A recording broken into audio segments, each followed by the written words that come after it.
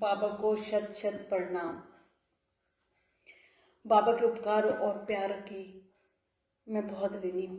लाखों जन्म लेकर मैं बाबा के इस ऋण को उतार नहीं सकती। बाबा की शरण में आने से मुझे अपनी जिंदगी में एक नई दिशा मिली। बाबा के आने से पहले मेरा जीवन एक कटी पतंग की तरह था, जो संसारिक माया की आंधियों में गोते खाते खाते ना जाने किस ओर जाता, कहना कठिन था। बाबा की शरण में आने से मुझे अपनी जिंदगी में एक नई राह मिली। आज मैं आप लोगों को बताती हूँ कि मैं बाबा की शरण में कैसे आई, बाबा के साथ कैसे जुड़ी। आज से 15 साल पहले की बात है। मेरी शादी बहुत ही अमीर घर में हुई थी। मेरे हस्बैंड के 3 बट्ठे, गाड़ियाँ, सब कुछ था। जिंदगी बहुत अच्छी चल रही थी। फिर जाने क्या हुआ, अचानक बिजनेस में घाटे शुरू हो गए।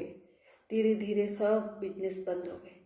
शायद ये हमारे कोई पिछले जन्म के कर्मों का लेखा जोखा था, जो इस जन्म में हमें भुगतना था।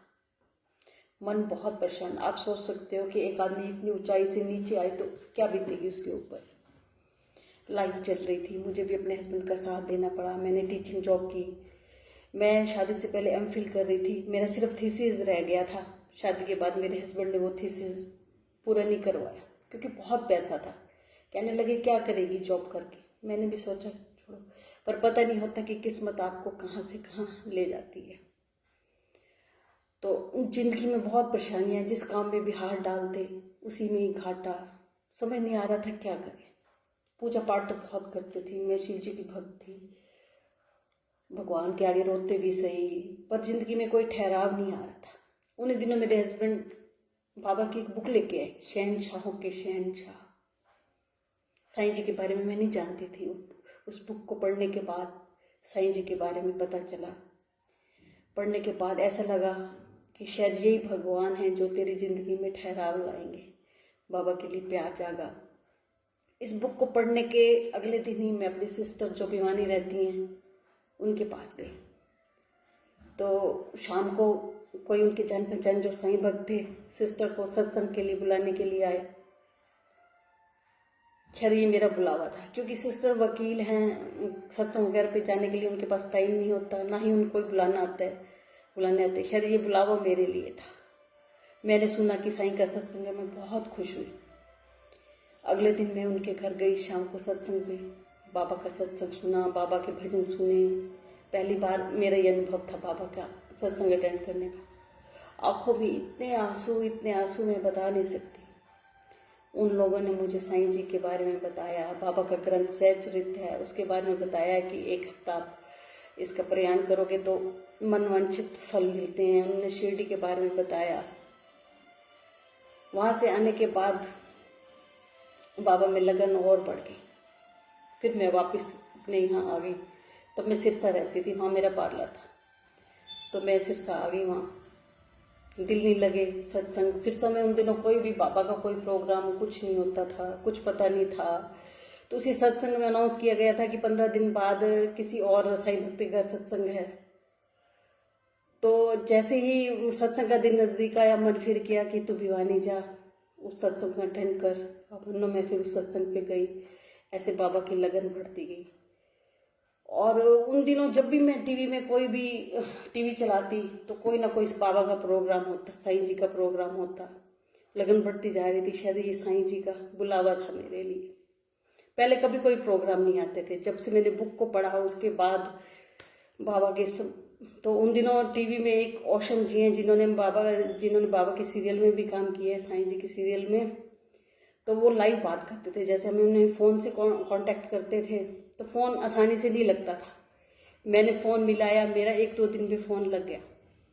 तो उन्होंने फ़ोन उठाते पूछा, मीना जी आप कितने दिन से ट्राई कर रहे हैं। तो मैंने कहा सर मैं 2-3 दिन से। कहने लगे मीना जी आप लक्की हैं, आप सारे काम छोड़िए, बाबा आपको शिरडी बुला रहे हैं, आप शिरडी जाइए। मेरी आंखों में आंसू। शायद ये बाबा का बुलावा था ओशन जी के थ्रू। मैंने हस्बैंड को कहा कि अब तो टिकटें करवा के आओ। मेरे हस्बैंड टिकटों का पता करने गए तो टिकटें वेटिंग में थी, नहीं मिली। तो हमने तत्काल मिली। मैं, मेरे बच्चे और मेरे हस्बैंड, हम सब शिरडी के बारे में इतना नहीं पता था भी कहाँ रहना है कहाँ नहीं। पर जब हम ट्रेन में थे तो काफ़ी साईं भक्त, अच्छे साईं भक्त मिले जिन्होंने हमें बहुत बाबा के बारे में नॉलेज दी, होटल्स के बारे में बताया। और उन्हीं ट्रेन में मुझे एक मंजू बुधराजा हैं जो दिल्ली में रहती हैं और साईं भक्त हैं, उन्होंने काफ़ी कुछ बताया। तो उन्होंने मुझे एक न्यूज़पेपर दिया साईं सुमरन, कहने लगे कि ये दिल्ली में प्रकाशित होता है, मंथली न्यूज़पेपर है, साल के 100 रुपीज़ लगते हैं अगर इसके मेंबर बनना है। तो मैंने उन्हें 100 रुपये दे दिए और अपना एड्रेस दे दिया कि आप मेरे घर भेज देना, और हम लोग शिरडी चले गए। तो मुझे लगा था कि बाबा का छोटा मंदिर होगा, वहाँ जाके देखा तो बाबा का इतना मंदिर, इतना रश, आज इतना रश तो नहीं है पर रश था। अच्छा, मैंने उस बुक में ये भी पढ़ा था कि बाबा का नीम का पेड़ है, गुरु स्थान है, उसके पत्ते मीठे होते हैं। अगर वो पत्ता आपको मिलता है, आप नीचे गिरा हुआ पत्ता मत उठाओ, अगर आपको मिलता है तो वो बाबा का आशीर्वाद है। मैं जाके नीम के पेड़ के नीचे खड़ी हुई, रोते हुए कहा कि बाबा मुझे आशीर्वाद दो, मैं आपकी शिरडी में आई हूँ, मुझे आशीर्वाद दो, मैं नीचे गिरा हुआ पत्ता नहीं उठाऊंगी, आप मुझे दो। मेरा इतना ही कहना था कि ऊपर से एक पत्ता गिरता हुआ आया, मेरी झोली में आया और मेरी आंखों में आंसू कि बाबा का आशीर्वाद मुझे मिल गया। हम 1 वीक रहे, उसके बाद हम वापस आ गए। वो मैंने आपको बताया एपिसोड में कि आने के बाद दिल नहीं लगा, फिर हम दोबारा शिरडी चले गए। तो बाबा के साथ ऐसे लगन बढ़ती गई शिरडी के, मतलब मैं शिरडी साल में जैसे 4 बार जाने लगी। जहाँ मैं सिरसा में रहती थी वहाँ पे बाबा का कोई प्रोग्राम नहीं होता था, और जो मैंने न्यूज़पेपर के लिए पैसे दिए थे उनको, वो न्यूज़पेपर मेरे पास आ गया। उस न्यूज़पेपर में ये लिखा होता था कि बाबा का यहाँ ये प्रोग्राम हो रहा है दिल्ली में, बाबा के इस मंदिर में ये भजन संध्या हो रही है, सब कुछ, मतलब सब बाबा के प्रोग्राम्स लिखे हुए होते थे और साईं भक्तों के अनुभव होते थे। मेरा मन परेशान होता कि यहाँ कुछ नहीं है। मैं हस्बैंड को कहती काश हम दिल्ली रहते, तो दिल्ली में मैं बाबा के प्रोग्राम सारा कुछ अटेंड कर लेती, तो मन बहुत परेशान रहता था। तो उसी न्यूज़पेपर मैंने ये भी पढ़ा कि एक साईं भक्त हैं बस्सी साहब, वो आपको अमृतवाणी की बुक्स देते हैं, अगर अपने घर में सत्संग करना है वो फ्री देते हैं, बाबा का एक स्वरूप भी देते हैं। तो मैंने भी अपना एड्रेस उनको भेज दिया और अमृतवाणी के लिए उनको मैसेज दिया कि आप मुझे भेजें। मन बहुत उदास रहता, तो मन में ने ये सोचा कि दिल्ली नहीं जा सकती तो तुम अपने सिरसा को ही दिल्ली बना लो। तो मेरा पार्लर था, उसमें दिन रात सुबह 10 बजे से लेकर शाम को 8 बजे तक साईं भजन ही चलते रहते सारा दिन। तो उन्हीं दिनों मेरे पार्लर में एक साईं भक्त प्रीति आई, जिन्होंने गले में लॉकेट डाला हुआ, तो मुझे पहचान हुई कि बाबा के भक्त हैं। तो ऐसे जिक्र कर रही थी कि मैं बाबा को मानने लगी हूँ, पर बाबा का यहाँ कोई प्रोग्राम नहीं है, कुछ नहीं है, कैसे करें। तो हमने आपस में सलाह की यहाँ पे हम साईं भक्तों को ढूंढते हैं, यहाँ कितने साईं भक्त हैं, फिर मिलके कोई ना कोई प्रोग्राम करेंगे। उसने कहा ठीक है दीदी। उसके पास एक्टिवा थी। हमने धीरे धीरे जैसे हमें पता लगने लग गया कि ये साईं भक्त है, ये साईं भक्त है, हमने मिलना शुरू कर दिया, हमने साईं भक्तों को ढूंढना शुरू कर दिया। कल के एपिसोड में आगे का मैं आपको बताऊंगी। ओम साईं राम।